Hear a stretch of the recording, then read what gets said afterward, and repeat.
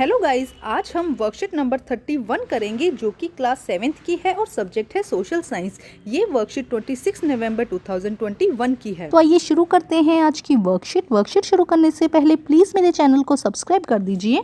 तो आइए देखते हैं आज की worksheet, how state government works. Dear student, through some previous worksheet we have studies about the administration of states. Now today we learn about the administration of union territories. बेटा हमने पिछली worksheet में एडमिनिस्ट्रेशन ऑफ स्टेट के बारे में पढ़ा था कि किस तरह जो स्टेट है वहाँ पे एडमिनिस्ट्रेशन प्रोसेस होती है।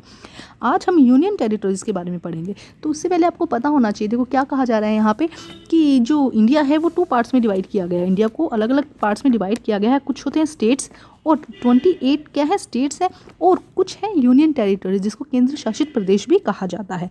तो हमने पिछली वर्कशीट में स्टेट में किस तरह से एडमिनिस्ट्रेशन होता है उसके बारे में पढ़ा था कि उनका हेड होता है चीफ मिनिस्टर, जो क्या करता है मिनिस्टर्स को लोकेट कर देता है और वो क्या करते हैं बाकी का काम देखते हैं। ये हमने पिछली वर्कशीट में देखा था। आज हम देखते हैं यूनियन टेरिटरीज में किस तरह से जो एडमिनिस्ट्रेशन होता है।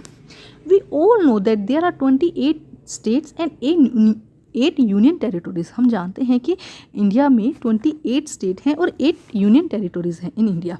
While state are administered by the legislative assembly. जहाँ पर स्टेट में क्या होता है हमने देखा था लेजिस्लेटिव असेंबली होती है जो सभी काम को संभालती है। The administration of the union territory is run by the central government. और जो हम यूनियन टेरिटरीज की बात कर रहे हैं वहाँ पे कौन सारा काम संभालता है, सेंट्रल गवर्नमेंट। देखो 2 तरह की गवर्नमेंट होती है। हम पिछली वर्कशीट में पिछली वर्कशीट में हमने शायद समझा था कि 2 टाइप की गवर्नमेंट होती है, एक होती है स्टेट गवर्नमेंट और एक होती है सेंट्रल गवर्नमेंट। तो स्टेट गवर्नमेंट क्या करती है, अपने अपने स्टेट को संभालती है, जबकि जो सेंट्रल गवर्नमेंट होती है वो पूरा इंडिया को संभालती है। तो जो यूनियन टेरिटरी होती है उस पर कौन वर्क करता है, उस पर वर्क करता है central government. However, Delhi, Pondicherry and Jammu and Kashmir are such union territories which have their own legislative assembly. हालांकि देखो जो दिल्ली है, कश्मीर है, जम्मू एंड कश्मीर और पांडुचेरी ये क्या है, ये है यूनियन टेरिटरीज, ठीक है।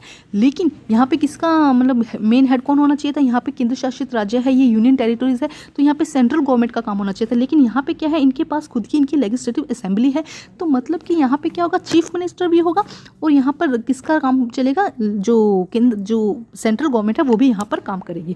The president appoint government administration and lieutenant governor to each union territories.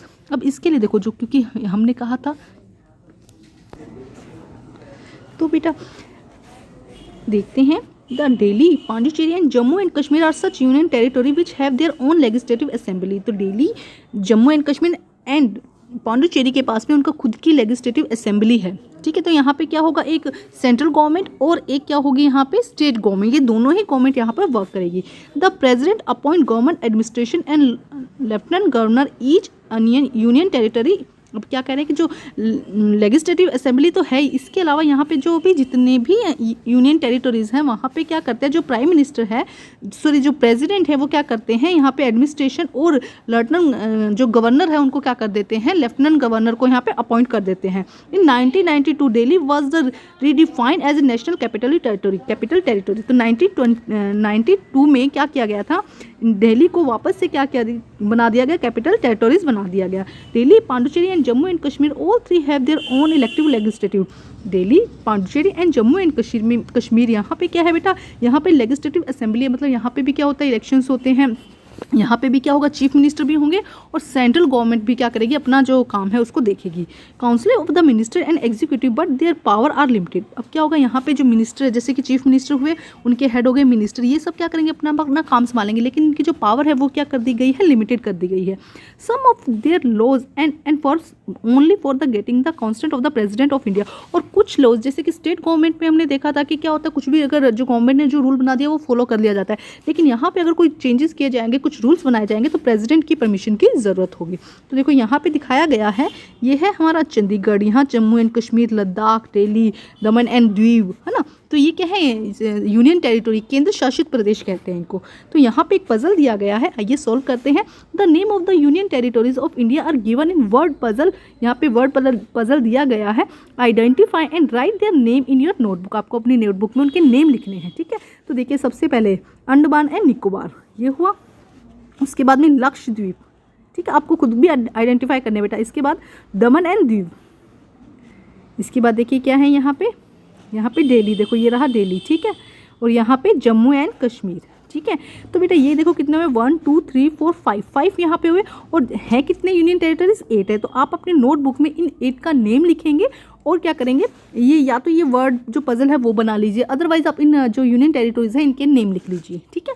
तो अब देखते हैं activity number 1, find out and write the name of lieutenant governor और administration for all the union territories India with the help of your family member और teachers. आपको क्या करना है, जितने भी यूनियन टेरिटरीज है वहाँ पे जो लेफ्टिनेंट गवर्नर है या जो एडमिनिस्ट्रेटर है उनका नाम आपको पता करना है, ठीक है। तो आइए करते हैं इसको सॉल्व।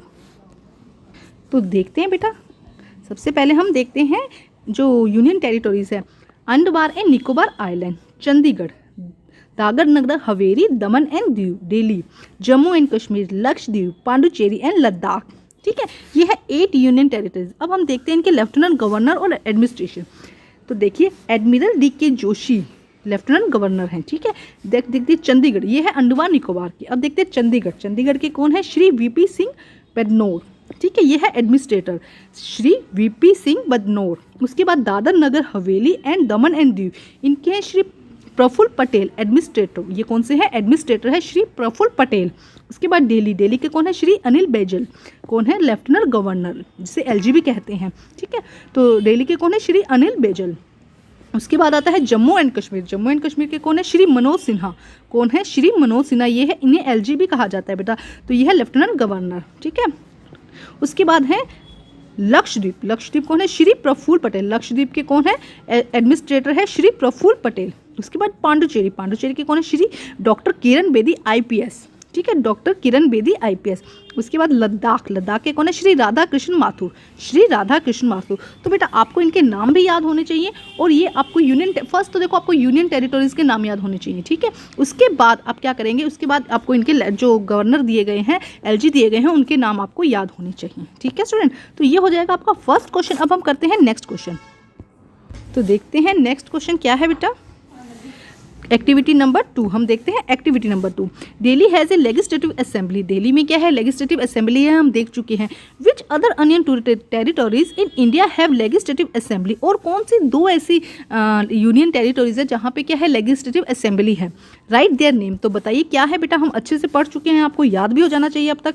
तो बताइए क्या नेम है उनके, Jammu and Puducherry and Jammu and Kashmir are such union territory which have their own legislative assembly. तो ये हो जाएगा आंसर नंबर 2, ठीक है स्टूडेंट। तो इसको आप अच्छे से कर लीजिएगा।